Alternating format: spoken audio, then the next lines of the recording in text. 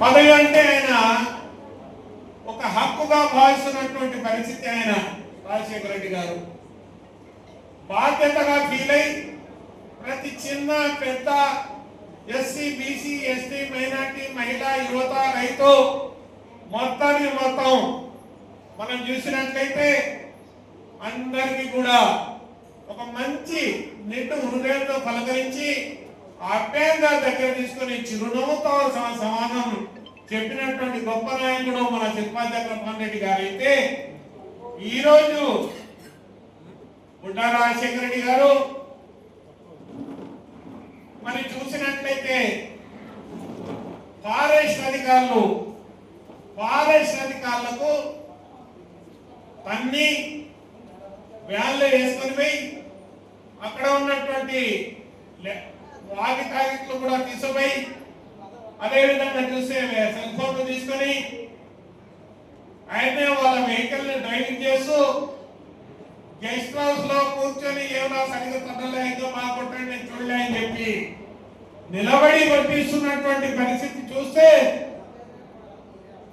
యావత్ తాలూకా కూడా ఈరోజు సిగ్గుతో తలదించుకున్నటువంటి పరిస్థితి మనం చూస్తున్నాం. వాస్తవంగా మనం ఆలోచించాల్సినటువంటి అవసరం, కష్టమైన నష్టమైన మనం ఈ 5 ఏళ్ళు ఈ గుదిబండకు మనం మోయాల్సినటువంటి దౌర్భాగ్యం మనకు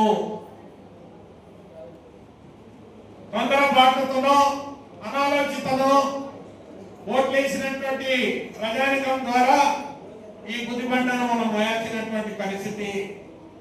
ఎప్పుడైనా మనం ఆలోచించాల్సినటువంటి అవసరం. నారా చంద్రబాబు నాయుడు గారు తోలు తీస్తా ఎవరన్నా క్రమశిక్షణ ఉల్లంఘిస్తే అని చెప్పినటువంటి మహానుభావుడు.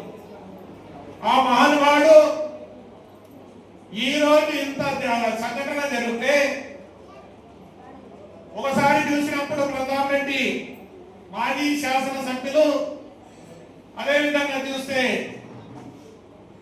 మన శబరి గారు ఎంపీ, పార్లమెంట్ ఎంపీ 7 అసెంబ్లీల మీద ఎమ్మెల్యేల మీద మరి బాధ్యత ఉన్నటువంటి వ్యక్తి, మాజీ శాసనసభ్యులు ఏరాసు ప్రతాప్ రెడ్డి, మాజీ మంత్రి, సొంత ఇల్లు ఉన్నటువంటి వ్యక్తి, ఆయన మీద గలాట చేసినప్పుడే చంద్రబాబు నాయుడు గారికి యాక్షన్ తీసుకుని ఉంటే ఈ దుర్ఘటన కానీ ఘోరం కానీ జరిగేది కాదు.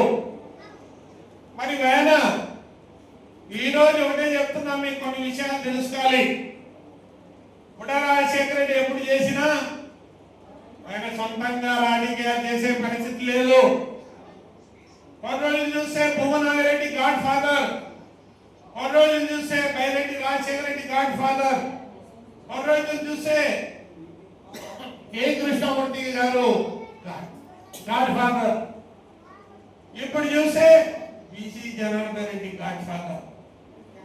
మరి వీళ్ళకి అడ్డం పెట్టుకొని ఒక శాసనసభ్యులంటే ఒక శాసనాల్లో చట్టాలు చేయాల్సినటువంటి పార్లమెంట్ లో ఉన్నటువంటి అనుగుణంగా లేనటువంటి అసెంబ్లీలో నీకు గౌరవ శాసనసభ్యుగా అవకాశం ఇస్తే యావత్ రాష్ట్రం ఒక పుణ్యక్షేత్రం అండి. శ్రీశైలం అనేది ఒక పుణ్యక్షేత్రం అండి. శ్రీశైలంలో అనేక అభివృద్ధి సంక్షేమ కార్యక్రమాలు చేసి ఆదర్శంగా నిలబడినటువంటి మన చిరుపన్న గారు, ఆయన చూసి నడవాల్సినటువంటి ఆయన ఇంకా మెరుగైన సేవ చేయాలి నువ్వు. ఎందుకంటే ఆయన కాదని గెలిపించారు కాబట్టి. మరి ఈరోజు ఆ సంఘటన కూడా యాక్షన్ తీసుకుపోతే ఈరోజు శ్రీశైలంలో జరిగినటువంటి దుర్ఘటనకు చంద్రబాబు నాయుడు గారు, పవన్ కళ్యాణ్ గారు, లోకేష్ గారికి యాక్షన్ తీసుకుని ఉంటే పార్టీ కుంటకాలైపోతున్న విలువ ఉండేది.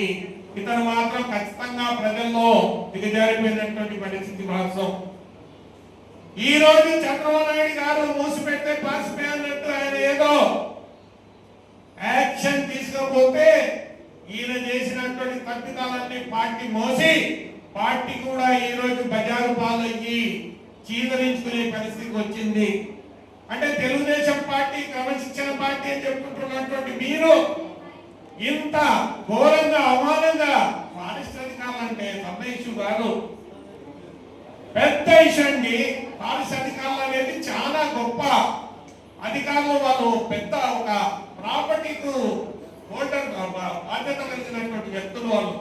అటువంటి వాళ్ళకు దుర్మార్గంగా కొట్టి అల్లరి పట్టించి ఎస్సీ ఎస్టీ మైనార్టీ ముగ్గురు ఉన్నారు అక్కడ చేసి దుర్మార్గంగా మళ్ళా మీటింగ్ లో చెప్తారంట, ఏమి చేయలేరని చెప్తారంట.